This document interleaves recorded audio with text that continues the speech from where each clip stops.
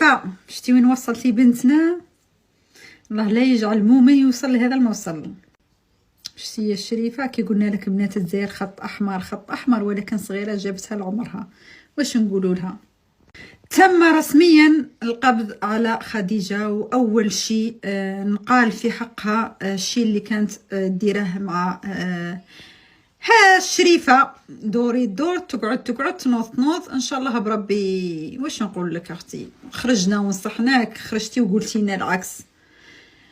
كون جات الاخرى في البلاد راهي ذاك زمان ترفدت. كي قلت لكم بنات الجزائر ماشي لعبه، وما عندناش بلاصه للبراني يلعب ببناتها. ربي ما فيه الا الخير. هذا واش نقول لكم. صحبتك مالك اللي كانت تطلع دور النزار، اللي قالها شاكينات قالت له الشرط، قالها فرجيني، اللي فرجت لها الشرط الاسير. بالك خديجه عمديه طلعوها للقليعه اليوم، داروا لها محتوى هابط. كي دخلت عند وكيل الجمهوريه ضربها بمحتوى هابط قبل ما يضرب. قالت لك خديجه حكموها راهم حاطين وين حطوا البنات. قلت لها يا خديجه شوفي، كي دخلت عند البروكيلور قالها انت اللي كنتي مع السوق، قالها انت اللي كنتي تطلعي مع هذوك تاع الالمان.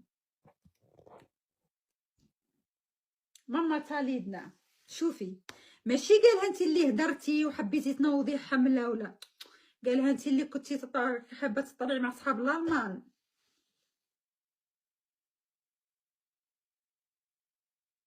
شوفي باش تقولوا الدوله ماش تتفرج في لي ريزو سوسيو، عندهم مكاتب خاصه، غير يدخل فلان اللايف يدخلوا معاه، غير يدخل على اللايف يدخل معاه. قسما بالله العظيم ما نزيد عليكم، غير يشوفوني، ماشي غير انا، غير يشوفوا واحد فينا من المؤثرين تاع الجزائر دخل لايف، تصيبي زوج ثلاثه راهم قاعدين يتفرجوا، واحد من داره، واحد من البيرو، واحد داير لا في قهوه وقاعد سيفيل. حسب الدوله ما يتبعوا والله لا يتبعونا راس براس، كومنت بكومنت.